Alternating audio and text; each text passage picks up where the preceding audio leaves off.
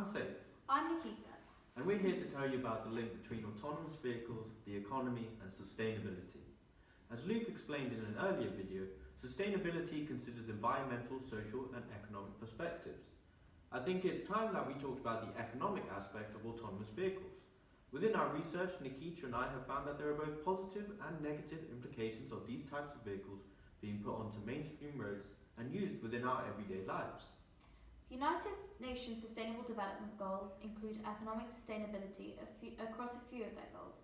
For example, the 8th goal is for decent work and economic growth, and the 9th focuses on industry, innovation, and infrastructure. Furthermore, Goal 12 promotes responsible consumption and production. Therefore, when we are discussing the industry for autonomous vehicles, it is important to take into account how economic sustainability is impacted and whether the net effects are positive or negative. In this video, I will cover the microeconomic impacts, such as on individuals and firms in different industries, that will be brought about with the expansion of autonomous vehicles. I will be taking a more macroeconomic take on how autonomous vehicles will affect the economy and whether they will be sustainable or an unsustainable change. I will do this by concentrating my research into how autonomous vehicles will impact cities, which will then impact economic development. Efficiency is the first important microeconomic theory to take into account when we're talking about autonomous vehicles and economic sustainability. Firstly, since autonomous vehicles are more fuel efficient because of quicker journey times due to less congestion and because there is no longer any necessity to find parking, the cost per mile of autonomous vehicles is lower than it is for motorised vehicles. Cost efficiency will not only increase in relation to miles driven, but it will also increase in other industries. It is always important to take into account other industries in the economy whenever any new industry is beginning to arise. First of all, if self-driving vehicles are implemented in the trucking and freight industry, the transports of goods will also become more cost efficient, primarily because the cost of drivers and therefore labour will be eliminated, coupled with the increased fuel efficiency of the vehicle that is transporting the goods. A reduced cost per unit of any good will lead to increased welfare for the producers, as their revenues have the capability to increase, which may push up wages and also may improve the welfare of consumers if producers decide to translate these lower costs per unit into lower prices per unit for consumers. Many other industries, apart from the trucking and freight industry, have the potential to be economically affected by the increased use of autonomous vehicles. Perhaps the most important being the automotive industry, which is concerned with the design and production of motor vehicles. Unsurprisingly, with the increased demand for autonomous vehicles, the demand for automotive vehicles will decrease as consumers opt to switch to self-driving vehicles. It is likely that the private ownerships of automobiles will fall when driverless cars develop, and with the car services similar to Uber will start to appear in the economy, but with driverless cars instead of drivers. Dynamic efficiency could also be improved by the reduced demand in the automotive industry, because manufacturers will be forced to make the shift from investment into hardware to investment into software, since software constitutes a larger part of autonomous vehicles. It may even end up constituting 40% of autonomous vehicles. Software will increase in value, and there will be an incentive for firms to start innovating and investing into software, producing dynamic efficiency in the economy. However, the issue lies that it might be that only large consumers in the automotive industry will have the means to make this switch, as smaller firms will not have the resources or profits to be able to invest into software development, and it is unlikely that they will have a competitive advantage in software development. This leaves the automotive industry becoming less equitable, as larger firms have the capability of expanding, whereas smaller firms may have to shut down when they cannot make this change to software manufacturing. Since autonomous vehicles are more fuel efficient, as we've previously discussed, the demand for oil and gas will also be reduced, another important industry that is often tied to vehicle and transport industries. This is good for economic sustainability, as the production of fuel from oil and gas uses not only non-renewable resources that are being depleted from the planet, but it also produces negative externalities for other agents in the economy. However, economic theory points out that as the price for a good or service decreases, the demand for it will increase. Hence, a fundamental issue with the decrease in cost per unit for oil and gas that will be brought about with the rise in the use of autonomous vehicles is that an increased demand for cars powered through oil and gas may be produced in the long term. Considering autonomous vehicles produce less accidents because of less drink driving and the elimination of dependency on human error, which amount to more than 90% of crashes in the US, it is likely that the auto repair industry will be hit hard. Collision repair shops will lose a lot of their businesses. There will also be a reduced demand for new manufactured parts as replacement post-crashes. It was approximated in 2013 that almost $30 billion in repairs were caused by vehicle crashes in the US. Hence, if autonomous vehicles reached the point where they were fully deployed, the industry would suffer a $27 billion loss in revenue.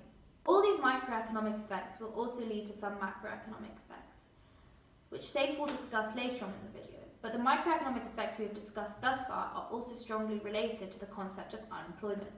Firstly, the industries that we have talked about, such as trucking and freight industry, the industry for taxis and services such as Uber and Lyft, will suffer mass unemployment as the demand for human drivers will be reduced. Furthermore, the legal profession will suffer as less accidents challenge the profession for many attorneys. For example, in the US there are approximately 76,000 attorneys that specialise in personal injuries, which makes up 6% of the lawyer population in the US alone. This century has already seen an increase in demand for lawyers and law school applications, so this job loss will only lead to an even larger increase in the oversupply of lawyers. The demand for government workers, such as traffic wardens and police officers, will also be reduced, as less regulation is needed on the roads. They are especially likely to become laid off as revenue from traffic or road-related fines, such as speeding fines, decrease as humans become less and less responsible for road activity. However, we have also seen that there is a possibility of the creation of jobs in the autonomous vehicles industry through the increased need, for example, for software engineers and manufacturers of autonomous vehicles. However, it is likely that the people who lose jobs to the expansion of the autonomous vehicles industry are not likely to have the skills required to transfer to the jobs that are created by the autonomous vehicles industry. For example, a taxi driver is unlikely to have the skills to be able to transfer his or her skills into the software engineering market. This phenomenon is known as structural unemployment.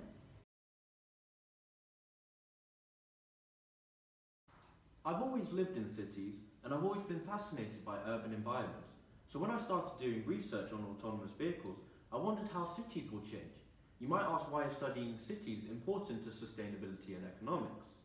Well, firstly, our urban environments shape our actions and abilities. Cities are nothing more than groups of people interacting and are engines of economic growth and sustainability. Autonomous vehicles will cause a change in our urban environment. This will change how different groups can interact.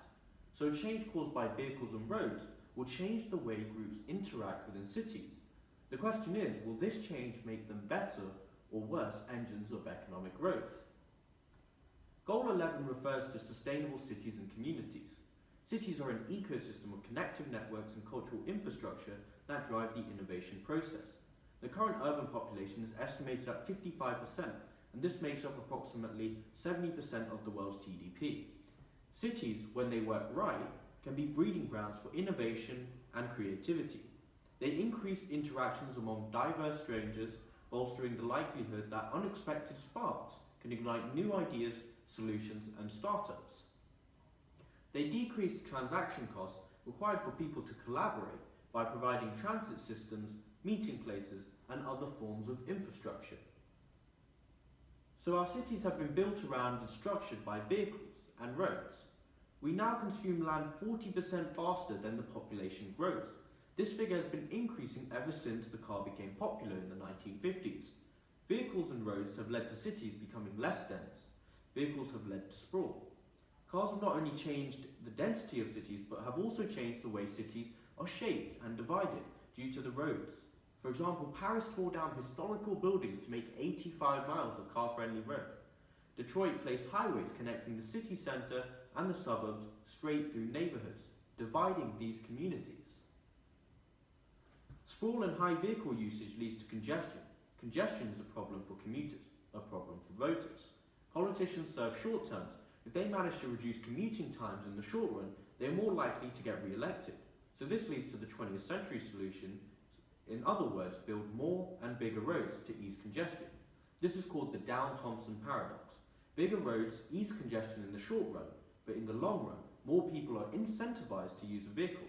So many years of this has led to roads taking over cities, dividing neighbourhoods, and shaping our urban environment.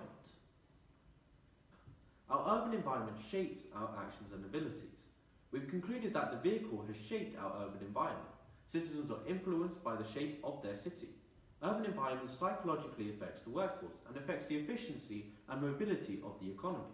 As I mentioned earlier, highways divided neighbourhoods. This separated communities. This reduces geographical mobility of economic resources. Cars also cause a shutdown and reduction in public transportation. For example, the Detroit streetcar system shut down in the 1950s. This isolated communities that have low vehicle ownership rates, which are most likely low income as well. This highlights that vehicles are regressive in nature. This isolation also reduces tolerance and in turn reduces creativity and invention. When communities are not connected, different ideas are more difficult to share. Collaboration is important to an economy's dynamic efficiency. Roads and vehicles also destroys connections between neighbours. In 2010, the average person knew half the number of neighbours in comparison to 1982. Urban environments shape our social connections. Social connections have a greater impact on our well-being than any other factor, according to Amartya Sen. Despite living in proximity, 4 out of 5 urbanites report being lonely some of the time. Loneliness has the mortality effect of smoking 15 cigarettes a day. This creates a less healthy workforce. Schools thrive more and students fail less in areas where neighbours know each other. Thus, less vehicles and roads can lead to a more educated, healthy and productive workforce. Autonomous vehicles will cause a structural change in how roads and vehicles affects and shapes cities, and this will cause a shift in urbanites activity. This is the crux. There are positive and negative predictions as to how autonomous vehicles will affect our city. Autonomous vehicles will better help citizens share vehicles. Logically, if we are better able to share vehicles, there will be less need for a private vehicle and less vehicles on the road. Less vehicles will lead to less roads due to induced demand. Less roads means less communities will be divided. Arguably, the low cost of operating an autonomous vehicle will cause prices to fall dramatically. This will make transport so much more affordable. More vehicles means more congestion, more roads and more sprawl. For every mile shared, Uber and Lyft services saved, they add on 2.6 miles. 45% of the time, Ubers are empty driving to and from pickups. 60% of Lyft and Uber customers said they would have either walked, biked or stayed at home if the services were unavailable. Driverless vehicles will be more efficient but not fundamentally different. There will be empty wasted miles and many of those who share do so instead of a more efficient and sustainable means. Less parking will be needed since people will not need to park an autonomous vehicle, especially if it will be shared. Cities will only need 10 to 20% of what they currently have. This means that we can build more densely. In the US, the total land value of parking is significant and is estimated to be at approximately $4.5 trillion.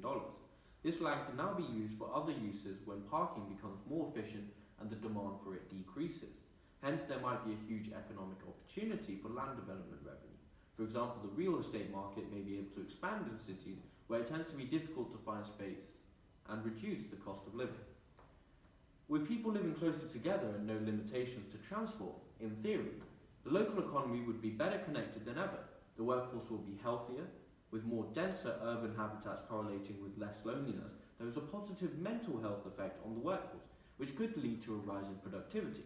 People will more likely walk places. This can make the workforce more physically healthy. 60% of trips under a mile in the UK is done by vehicle. This inactivity is arguably causing obesity. 2/3 of men and 3/4 of women are not getting the recommended levels of activity. Increased walking and cycling in urban areas in the UK would save the NHS £17 billion in 20 years.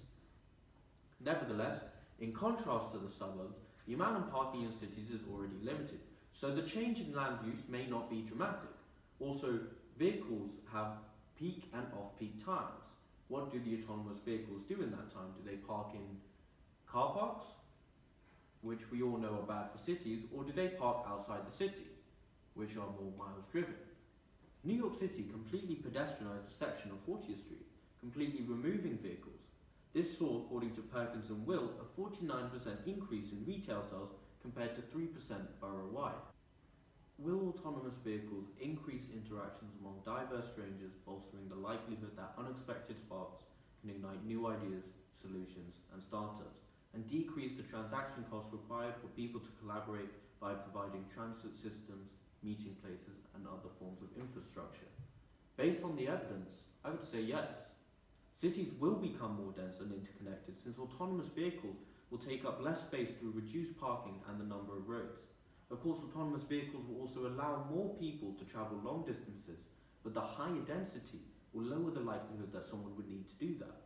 Despite the evidence showing that autonomous vehicles will make cities more sustainable and even better economic engines, this view only holds on the basis that our basic principles of economics continues to hold.